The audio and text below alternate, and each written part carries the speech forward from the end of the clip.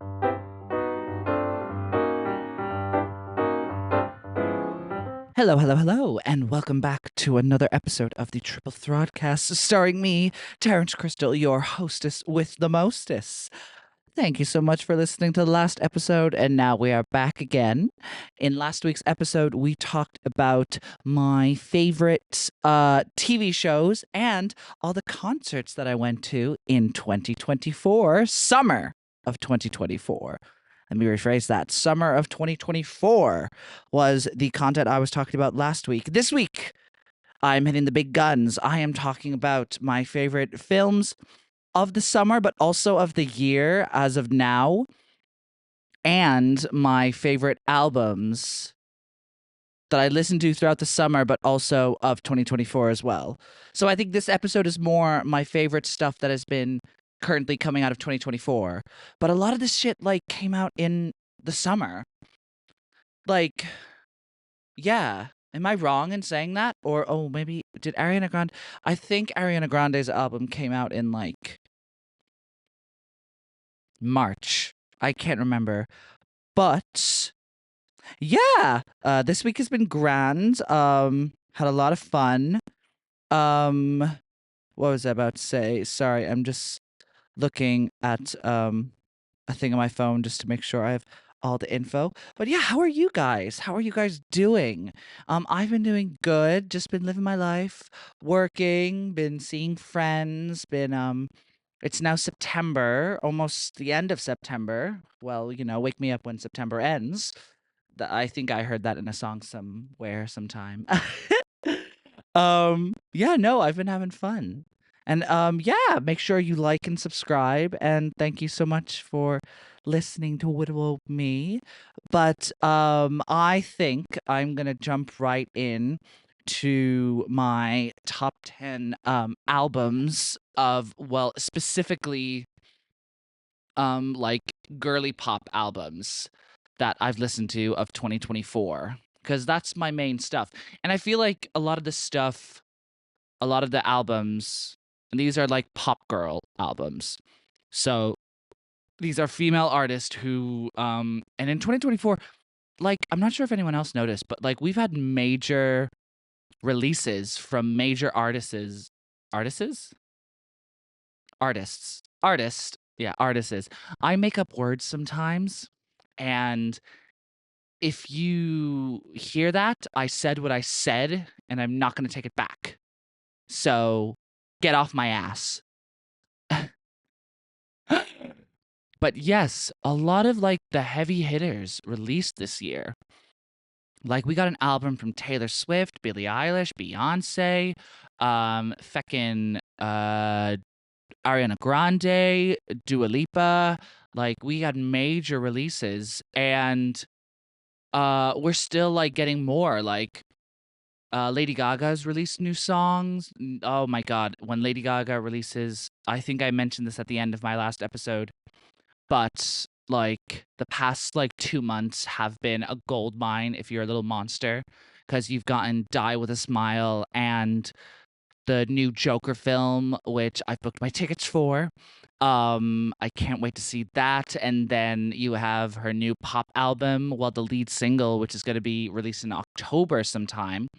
And then no one knows when the album's going to release out, although some people on the streets are saying that it's going to be February.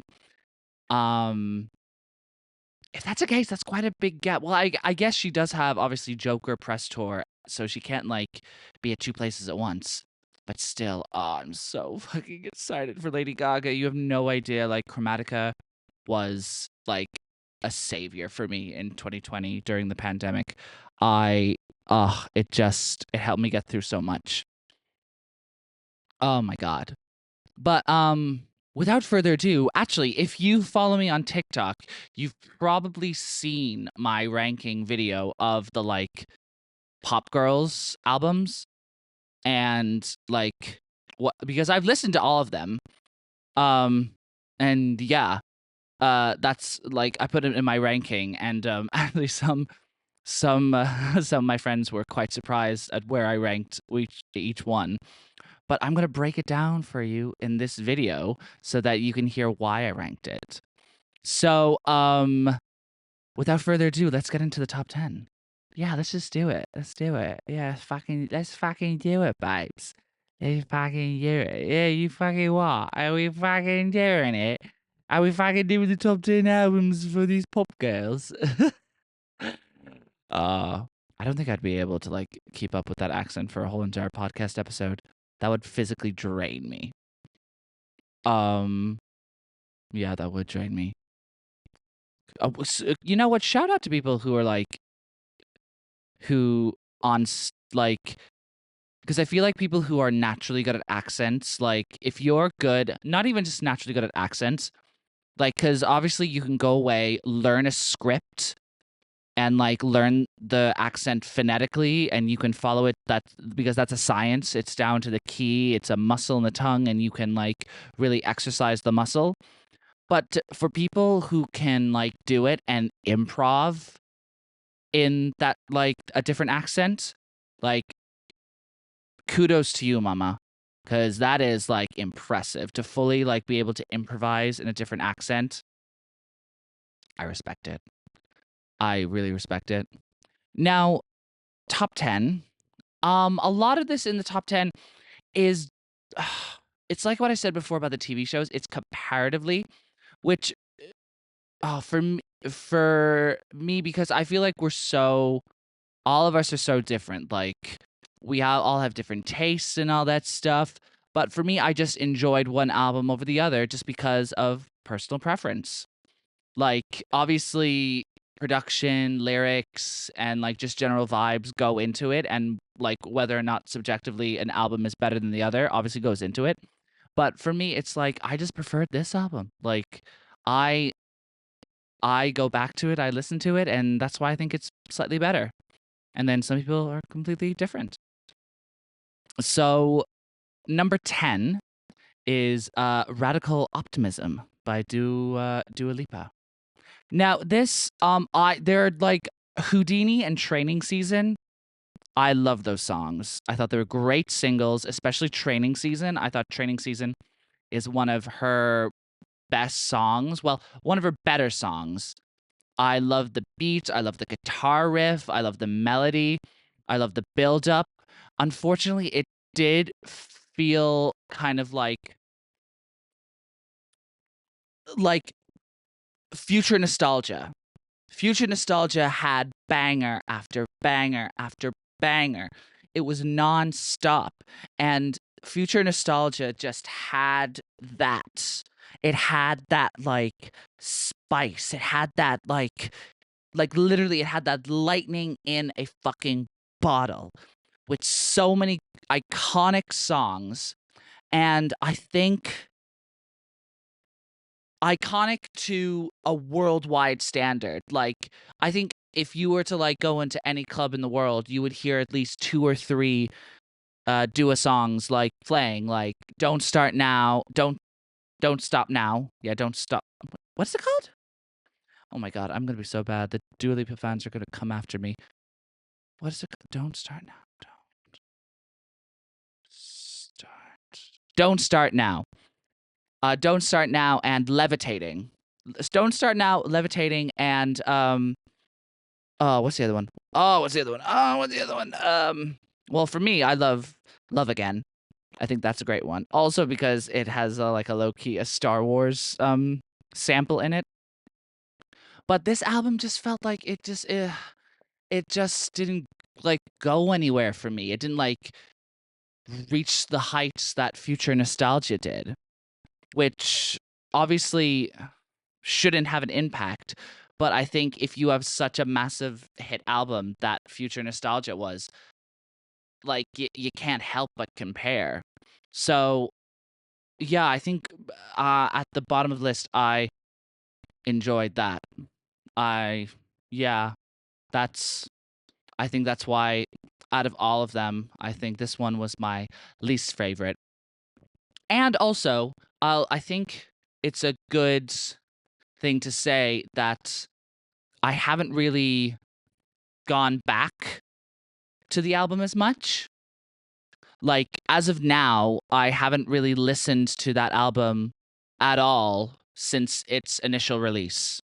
Like, I think there was like 2 weeks where I was listening to Training Season a good few times, but since then, just really nothing. Like, I haven't really gone back to it. Um, yeah. Future. Even though I would go to her concert because I feel like her concerts are like a really good, fun time. But no, I think it's at number 10 for me. It's at number 10, and yeah, deal with it. Like, boo you. um, yeah, so number 10 is Radical Optimism by Dua Lipa. And at number 9, we have Deeper Well by Casey Musgraves. I like this one. I love Casey Musgraves. I think she has such a modern contemporary feel for such a lack of a better term, old-timey genre as like country is. I loved her first album, Golden Hour. Loved it. I still listen to Rainbow like quite a lot actually. Um I just think this album is good and I get the direction she was going with, but it just like the same with Miss Le Peep, just couldn't reach the same as the first one. I thought cohesively it was quite good the way they all worked together, but I felt like I was waiting during this album. Like I loved Sway and I loved um Ruthless and Flower Child, but I yeah, I I thought it was kind of forgetful, to be honest. Like I listened to it and then I was just like, okay, that was good, and then just forgot about it, and I haven't really gone back to it.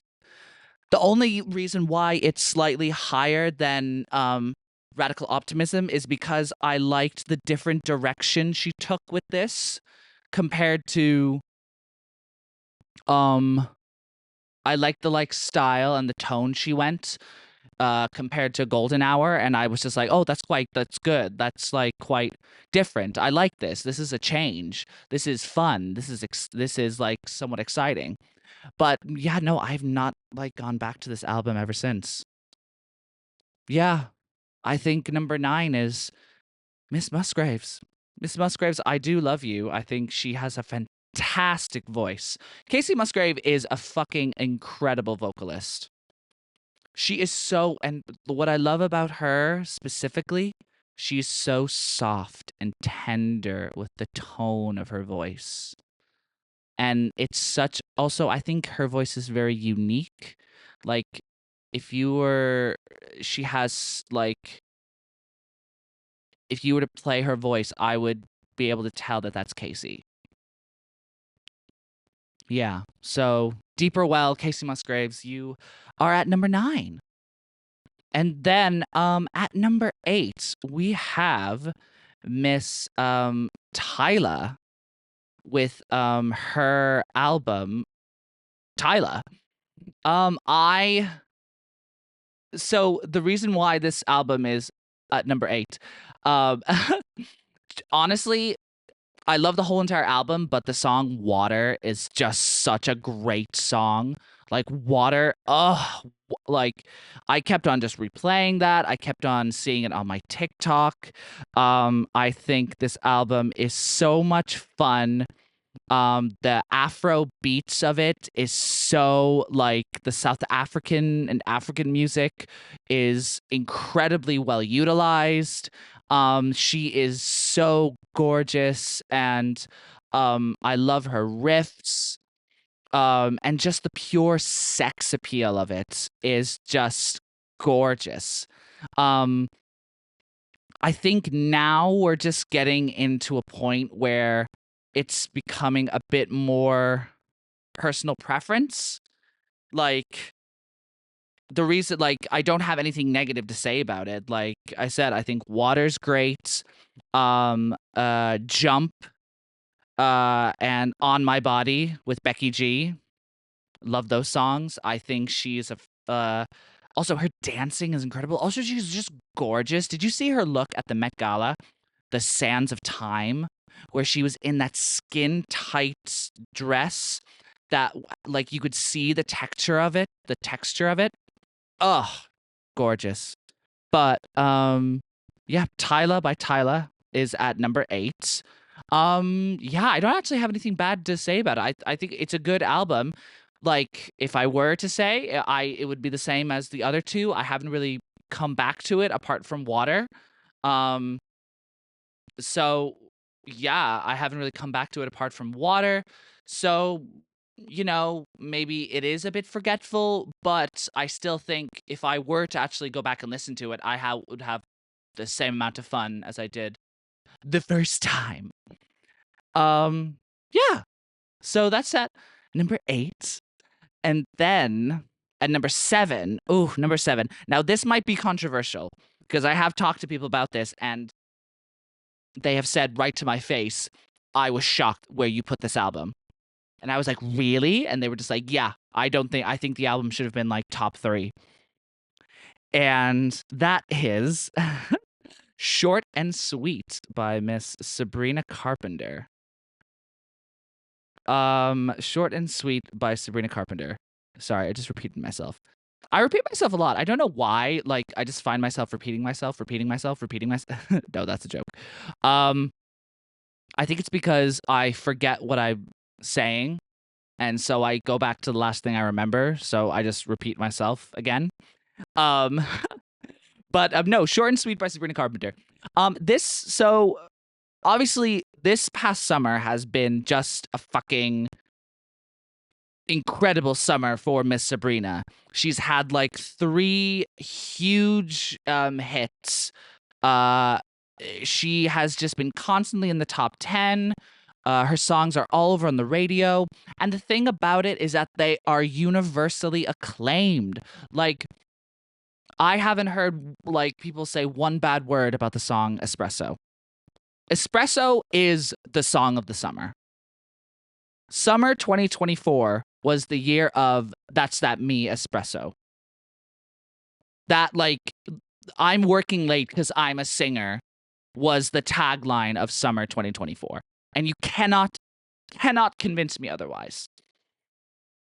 And then, just when I thought she might have just been, a one-hit wonder, she releases Please, Please, Please, which, comparative between the two songs, I think I prefer Espresso. But Please, Please, Please is still a great song, and we got the famous I beg you don't embarrass me, motherfucker. She has such a richness to her voice. And, like, her voice is very country. Like, when she delivers, it's almost like Casey, like with her R's and with her low range. It is giving very like contemporary country. I think this is a fantastic album. It's just consistently banger after banger. Like, the only song that I would say out of all of them was my least favorite was probably Sharpest Tool. But even then, Sharpest Tool is still a banger. Like I think my personal favorite songs from the Short and Sweet album are Juno. I really love Taste, and I'm just gonna say Espresso. Espresso. Like, I think those are my top 3 songs. Bad Chem is also really good, and Slim Pickings. I do love Slim I do love Slim Pickings. This song is I've come back to it a good few times. Like, and I think now we're properly getting into it where I don't have a bad thing to say about any of these albums. I love them. I just think I had a better time, or the replayability of the other albums above it is just more consistent than this one. But no, I absolutely love this album. I love this album. And and I can understand why people are putting this album in like their top 3 of the year or their number 1 of the year. It's like you can just listen to the whole entire album or even shuffle it. I actually think that's a good point because I do like when an album has a really good natural flow to it. Like I think Lady Gaga, Beyonce, and yeah, I think Lady Gaga and Beyonce have really mastered the what songs go in what particular order, and you have to listen to these songs in this particular order to really appreciate the album on the whole. With this album, I do feel like you can. Olivia Rodrigo also does that very well. With Sabrina, I feel like if you were to shuffle this album, you would still have the same vibe. You'd still like it wouldn't matter. Like, not that that's a bad thing. Like, it's still banger after banger. But if there was a bit like of little interludes in between, or like the song naturally going into the next one, maybe this would have pushed this album into like the top 5 or top 3 for me. But no, Miss Sabrina, you have won the summer. You have won our hearts, and you are truly a gorgeous human being. I love you. You are gorgeous, but you're still like I love. She's such a fucking catty bitch online. I remember I saw some idiot on Twitter. She like teased, please, please, please, and the guy tweeted, "I've never seen someone fumble a second single release so badly." And then she released Please, Please, Please, and it debuted. I don't think it debuted. I think it went into the top 10, and then I think the week after it went to number 1 on the Billboard Hot 100, which is like the charts in America, which is huge if you get that. And I think she reposted that guy's tweet when she got to number 1 and was like, "Oh, really?" Oh, she's so funny. And she puts so much creativity into her music videos. I feel like artists don't really do that a lot. They kind of just here's a video. Like here's a video of me just lip syncing to the song. There's no real like story or a vision of it. It's just, oh, here's the video. It'll get me more streams. Yeah, but Miss Sabrina Carpenter, short and sweet, is at number 7. Now at number 6, at number 6 we have. Now, this might be controversial, and I might reconsider this, but it is, at number 6, Miss Ariana Grande, Eternal Sunshine. I'm just thinking, wait, let me see. Yeah, 6, 5, 4, 3. Yeah, I think with the other albums on the list, and once you hear the other albums, you'll agree with me. But number 6 is Ariana Grande's Eternal Sunshine. Now, genuinely, I do not have a bad thing to say about this album. That's a fucking lie. The only thing I do have to say about this album is that it's too goddamn short. This album, the original album, not the slightly deluxe version, the original album is 36 minutes long. I'm sorry. That is a joke. That is an actual joke. How can you be seeing other artists like Taylor Swift, Beyonce, even like Charlie XCX releasing an hour and a half like albums like that, like, and you just are like, oh, mine's 36 minutes. What? Now, apart from that one thing, and maybe that's why it's at number 6, the album is banger after banger after banger. Like, you have The Boy Is Mine, which is one of my personal favorites. You have the hit song We Can't Be Friends, which took the world by storm. You had Yes and, which comparatively with her other lead singles is like, maybe the weakest out of them, but is still like, yes, and say that shit with your chest. And then you have Supernatural. Oh my God, Supernatural, but specifically Supernatural, the remix with Troye Sivan. I still to this day I have not stopped listening to that song. It's constant loop. I love that song so much. I think it is such a great production, great vocals, especially towards the end where you get Ariana Grande belting her tits off. I the groove is great. The beats, it's so good. It's so good. And yeah, yeah. And then The Boy Is Mine. The Boy Is Mine is such a good song, especially the remix that she does with Brandy and Monica. I love that. The fact that she like took this existing song that she obviously loved and wanted to pay tribute to it, but made it her own while like, oh Siri, why are you interrupting me? Be quiet. um I love how she took The Boy Is Mine. She took like the samples, she took the instrumentals of the original song and was able to make it her own. Like obviously you can hear the references, but it's not just like a blatant ripoff or just a cover of a song. It's her version of The Boy Is Mine, which I love. And yeah, I just can't get over. I can't get over Supernatural. I will say though that when she did the remix of Yes and with Mariah Carey,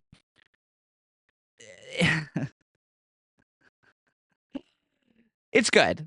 It's good. It is a little silly with Mariah Carey just doing harmonies, like, and them just doing out whistling, toning each other.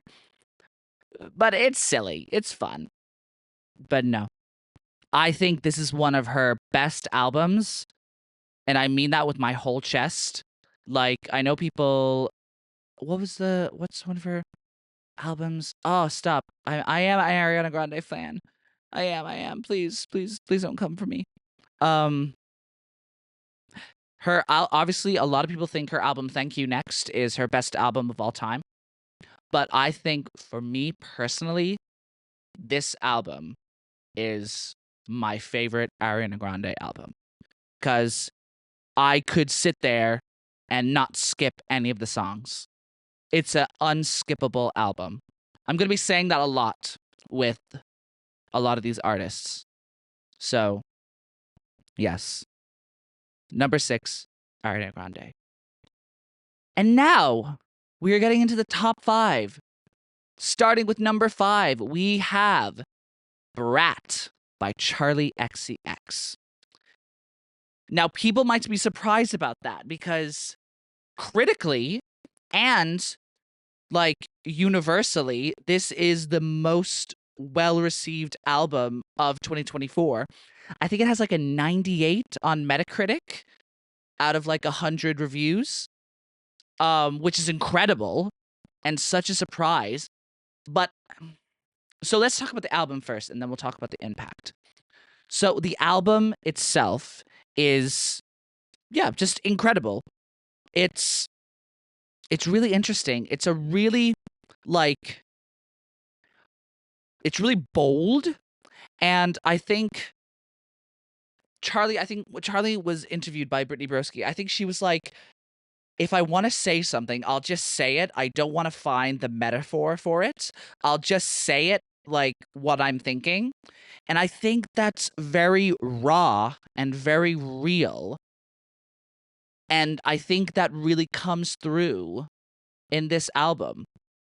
Like, this album, obviously, it's very EDM. It's very dance. It's Charlie XCX. It's like pure like club like in a club with a cigarette in your hands, like sweating, dancing on the floor. But there's like a vulnerability to it. Like there's something almost sad about it. Like for example, Apple, which is like the song that went viral on TikTok that has the TikTok dance. that everybody like if you were to play that song, everyone would instantly recognize it from Brat. It's interesting if you actually look at the lyrics and if you look at that song, it's about generational trauma and dealing with it and trying not to become trying not to be the rotten apple or try not to let the rotten apples of your past affect you, which is very innovative and very deep for this some would consider a silly club song. And then even girls are so confusing. She's very direct. She's she's just like, yeah, girl, it's so confusing being a girl. A- and then she goes really soft in everything is romantic. And then she pops off with fucking Von Dutch. Like she absolutely goes crazy. And then wait, track 2 or 3 low girls. And then she has fucking Guess. Like Guess is one of my favorite songs of this year. And um specifically the remix with Billie Eilish. That you wanna guess the color of my underwear. You wanna know what I've got going on down there. Oh my god, that song is fucking incredible. I love that song so much. I think the remix is amazing. I think the music video is incredible. I love the lyrics. I love the playfulness of it. I love the production on it. It's so experimental and yet so just like when you hear it in a club, like you just want to get up and dance. It gets you up. It gets you excited. It makes you just want to rah, just scream. Ugh. No. Like the whole album itself is incredible and it's worthy of all of these great reviews. Now let's just talk about just the cultural impact this album had. So Sabrina Carpenter was integral part of 2024, summer 2024, was one of the integral parts.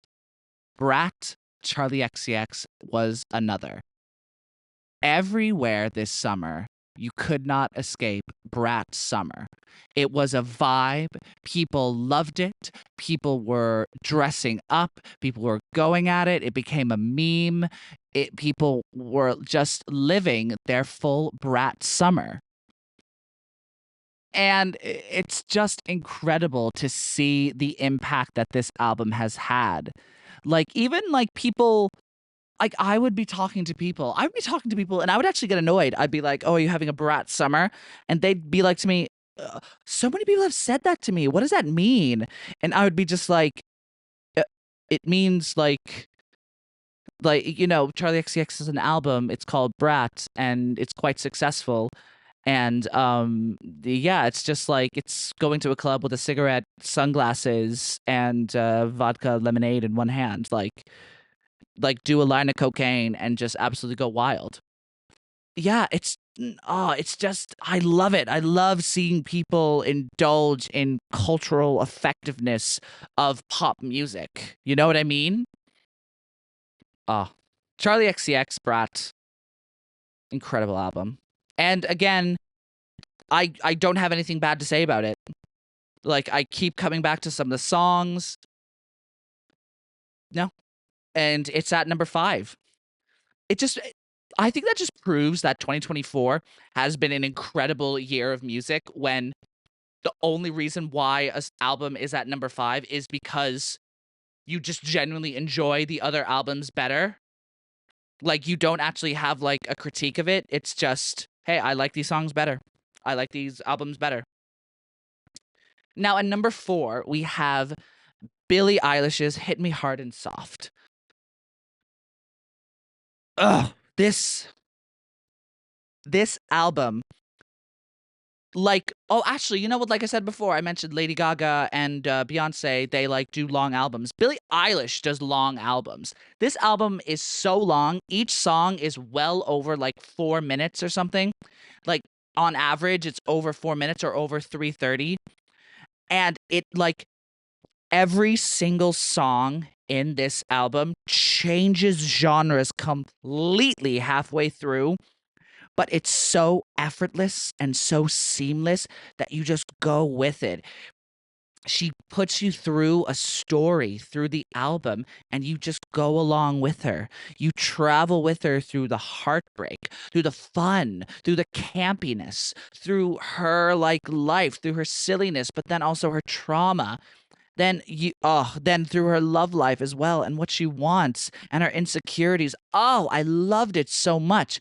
I remember I first listened to this album when I was I had a little bit of an edible, and I was enjoying myself and I listened to this album and it was an experience. Like uh, it's so weird to say, but the texture of this album was just so coherent. And like this album as well, actually, like I said before, each song was meticulously placed in its tracklist order to go with you through the vibe. Like, I don't think you could shuffle this album and experience the same thing. I think it would be a disservice if you don't listen to this album from like track number one to the final track. I I love this album. I think it's incredible. I think that Billie Eilish was also an integral part of the past summer of 2024. And I think she is just an incredible artist. And yeah, my favorite tracks are L'amour de ma vie, Blue. I love Shihiro. I love the transition halfway through Shihiro when the like beat just goes and you honestly feel like you're just in the club and it's like flashing lights and you are just dancing. But also, like with Charlie XCX Brat, there's like an emotional core to it that like really gets you. You can like dance this on the dance floor, but then when you're listening to it like by yourself on the bus to work or just at home or just in the shower, you can feel those lyrics. You could feel them hit. You can feel them hit you hard and soft. Ugh, just incredible work by Miss Eilish, who has not faltered since debuting. I mean, maybe for me, I would say my favorite album of hers is still When We All Fall Asleep, Where Do We Go? I think that that is genuinely a perfect album. Then number two would be Hit Me Hard and Soft. And then number three would be Happier Than Ever. Happier Than Ever, I wasn't a big fan of. I liked it. I just thought it was a bit of a letdown from When We All Fall Asleep, but still really good. No, just Billie Eilish. And this summer, yeah, she like Wildflower, Birds of a Feather, obviously Lunch was and Skinny. Oh, the heartbreakingness of Skinny. Oh, and now I've just realized how much time I have left, so I'm gonna try and speed through these last three albums because I think once I say these last three albums, you'll understand why they're the top three. And then I'm gonna talk about some of my favorite films of the past summer and 2024. So, number three, we have The Tortured Poets Department by Miss Taylor Swift. Now, obviously, I'm a big Swiftie, loved Midnights. I've been to her concert. The Tortured Poets Department, I'm not going to lie, when I first listened to it, I didn't like it. I did not like it. And I am also referring to the anthology, which is basically two albums. I did not like it. I was like, oh wow, she like actually didn't put out a good album. Like no, not that bad. I didn't hate it. I was just a bit like disappointed. But then I listened to it twice more through and I fully understood it. I completely flipped. I went from, oh, this is an okay album to flipping and being like, this is one of her best like albums. Maybe not one of her best albums, but it's a genuine great piece of work. I think when an artist can release a song in one of their newer albums that becomes one of your favorite songs of their whole entire catalog, that proves in itself that the body of work that they are releasing currently is good and that they're like consistently putting out good quality music. So The Black Dog is one of my favorite Taylor Swift songs of all time. It's like top 5, and it's from the Tortured Poet Department. And I went through a phase where I just kept on listening to Fortnite by Taylor Swift and Post Malone over and over and over again. Just that, I know people find it boring, but I could just sit and listen to that on a loop. I think it's so hypnotizing. I think it's so alluring. I think it's so like melancholy. I think she had a vision and she really went for it. Then obviously I love Smallest Man Who Ever Lived. I think the bridge of that is absolutely heartbreaking. I didn't like So Long London, but I still appreciated it and the lyricism of it. And what else? I love The Manuscript. I think that is a fantastic and underrated song from this album. Tortured Poet Department by Taylor Swift, number 3, and deservedly so of number 3. Then number 2, we have Cowboy Carter. Listen, it's Beyonce country album and the part 2 of her Renaissance triple act album. It's incredible. It's so good. It's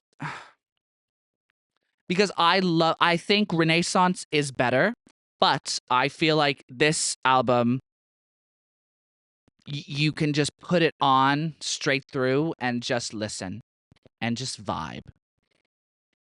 Like, this is Beyonce's take on country. This is not a country album by Beyonce. This is Beyonce doing country, which I think is a real distinction. And like Two Most Wanted is amazing, Blackbird, Yaya, 16 Carriages, American Requiem. Ugh, American Requiem is such an incredible song. The choir at the beginning, and it builds up, and you hear this vocal fry that you've never heard Beyonce do before. And her vocal quality is just top notch. And she introduces like these new artists who come in like Blackbird and sing with her. I just think it's Beyonce, you've done it again. Cowboy Carter is number 2. And number 1, I think no one is surprised, but number 1 is Chapel Rowan, The Rise of the Midwestern Princess. This album is just, it's perfect. It's absolutely perfect. I think the rise and fall of a Midwestern princess. I think this album is perfect. I think there is no song that is skippable in this album. I think it is both super fun and campy, but also devastatingly emotional and captivating with its lyrics. I think you can have a great time. You can listen to it in any mood. You can party. You can be depressed. You can be happy. You could be angry. You could be just nostalgic. Oh, it's just everything I wanted from an album she delivered in this album. And I keep coming back to it. You have hit songs like fucking Hot to Go, Pink Pony Club, Femininomenon. Now, obviously, this album doesn't have Good Luck Babe. But I think if you were to put Good Luck Babe into this album, it would fit perfectly. Like, Good Luck Babe is a great song, but I think it would fit into this vibe. Coffee is my personal favorite. And also Kaleidoscope. I love Kaleidoscope. She is just so talented. She's so new and refreshing, and I cannot wait to hear what she does next. I think she is just an incredible talent, and this album proves that she is here to stay, and she is here to make quality music. She is here to make art. She's not here to fuck around. Yeah. Number one, Chaperone, The Rise and Fall of the Midwestern Princess. I I loved it. Uh I just love Chaperone. I just love women. Like I genuinely think like this is not even like if you were to generally go through my phone and go through the top 100 most listened to songs on my phone, I think you would find two male artists there. Not even two like solo artists, like they might be features in songs that include women. I just exclusively listen to women. And because women put like it's you look at the stuff, you look at the artists, you look at female artists who are performing, who are successful. You look at their concerts, you look at their performance, you look at their albums. They are just doing so much more than what men are doing. They are doing so much more for you to like fan over. They are just doing so much more than men. And I love it. Like I'm actually going to check on my phone because I generally want to check. I'm going to go to my, where is it? Ah, yes, here. So on Apple Music, actually, you can look at your top most listened to songs of the year without having to wait. And already in the top 10,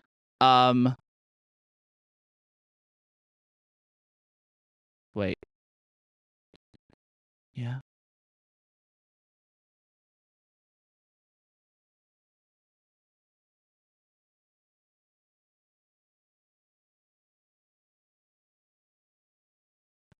In my top 100 of 2024, there are only two male artists. The rest are female. Yeah, the rest are female. I just love women. I love women. I love fucking female main pop girlies. I love them. They're so good. Ugh. Anyway, now I'm gonna talk about my favorite films of summer 2024. And I'm gonna talk about three specific ones that I think really influenced my summer at least. And I think if you follow me on Instagram, you'll know what I'm talking about. I'm just getting it up here. I'm just getting it up here on my Wii phone. Where are you? Where, oh, where, oh, where is Shadow? Where, oh, where, oh, where is Shadow? Where, oh, where, oh, where is Shadow? Where could Shadow be? No, Jenny, where is it? What the hell? Wait a minute. Hello? Hello?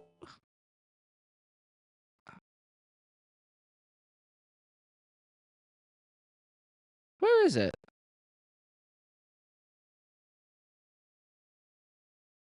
Oh, here we go. Here we go.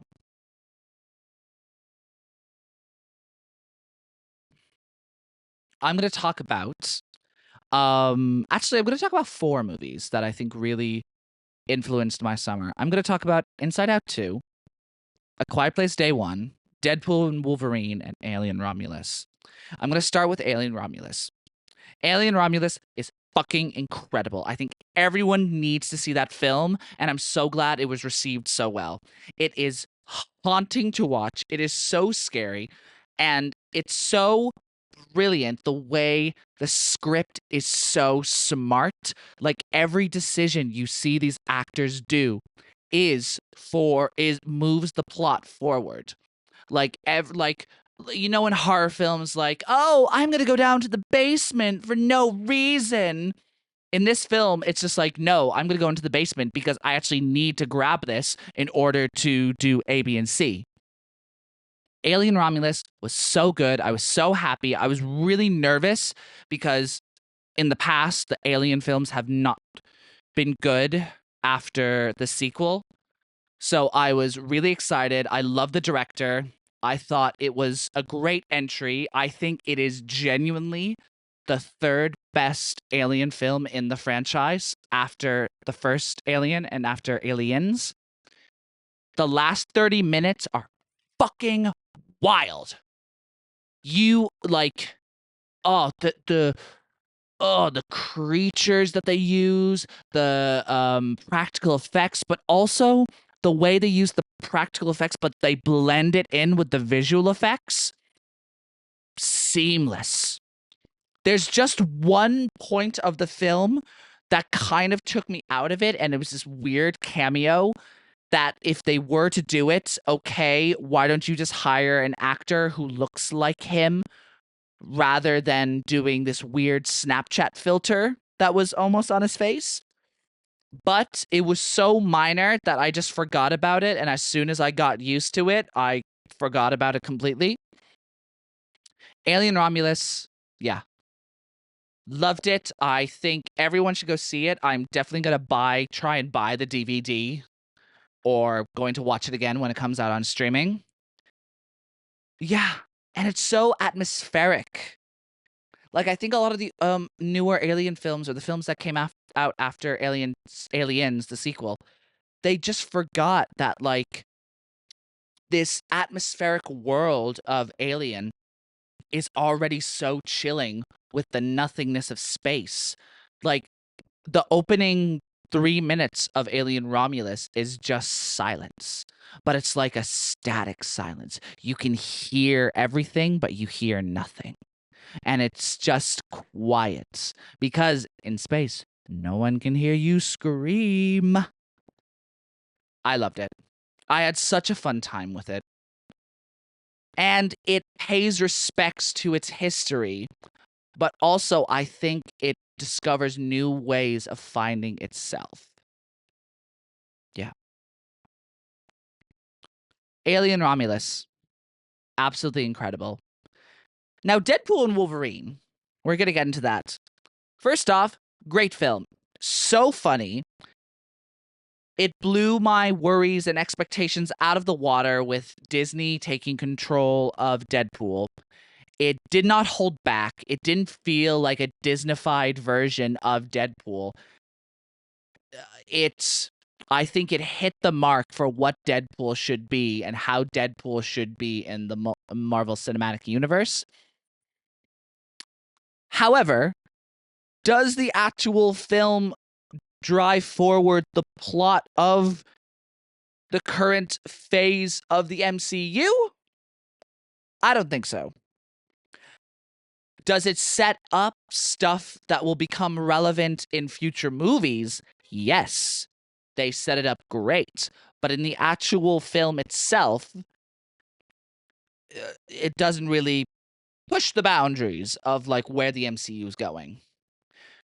Is it a love letter to the Fox Marvel movies of the 2000s and 2010s? Absolutely. It is an absolute love letter to those movies. It pays respect to them so well, just like Alien Romulus. It pays respects to the foundation in which the MCU could not exist without these films.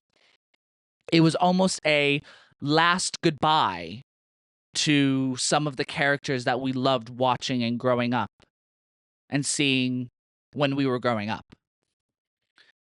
Everyone does an incredible job. Ryan Reynolds and Hugh Jackman absolutely steal every single scene that they're in. The visual effects are great. The characters are good.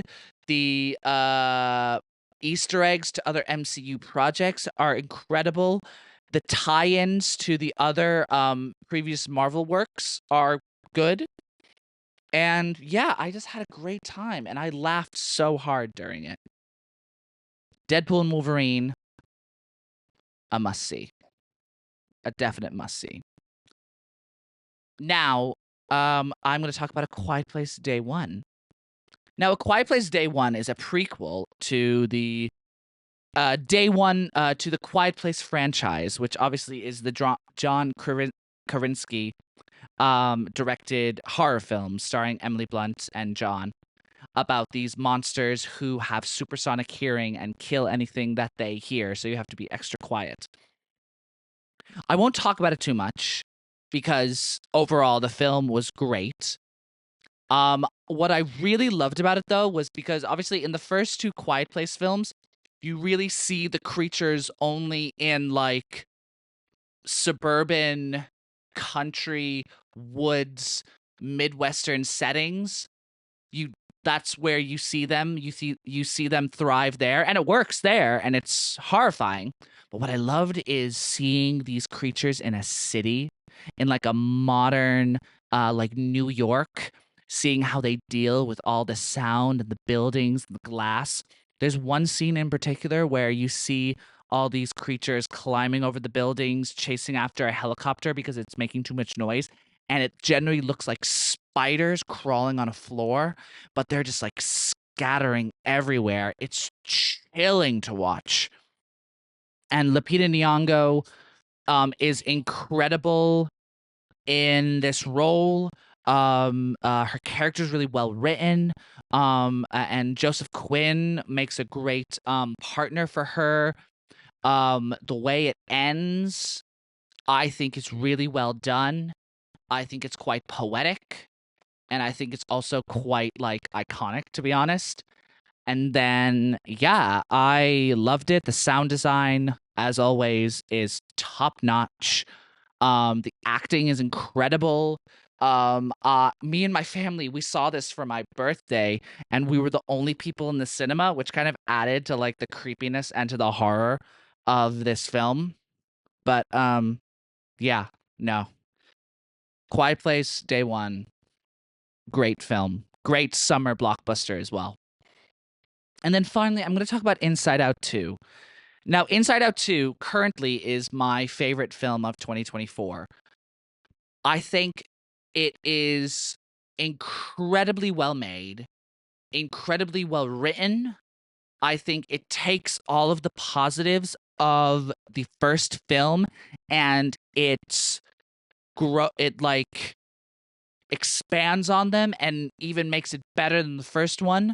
The introduction of the new characters are so good. The new characters, although you only kind of like really deal with anxiety, like you still see the impact of the other emotions. They're not just sidelined. You see like how they impact Riley and the way they explain how anxiety can be dealt with and even how joy is dealt with. And you see how sadness can come into effect, and you also see the relationship between Riley and her emotions and how that escalates and grows with you as you mature. And I think it's just really clever and really smart. Also really funny. This film was really funny. Like I laughed a good few times. I think and you also discover Riley more as a person because I feel like in the first film, although it is obviously the emotions of Riley, you're mostly dealing with joy and sadness and then anger, disgust, and fear. And you see the effects that they have on Riley. You don't really get to know Riley personally, but I feel like in Inside Out 2, they like make it a fact to like you get to know her. You get to know, oh, I love this band. I love hockey. I love A, B, and C. I'm like this with my friends, but I'm like this with other people. And I know it's because of the emotions having the effect on her, but I really found I got to know Riley more in this movie. And I think I just loved it. I remember I was in the cinema, I was crying. at one particular scene towards the end. I think a lot of people will know what I'm talking about because it just felt so real.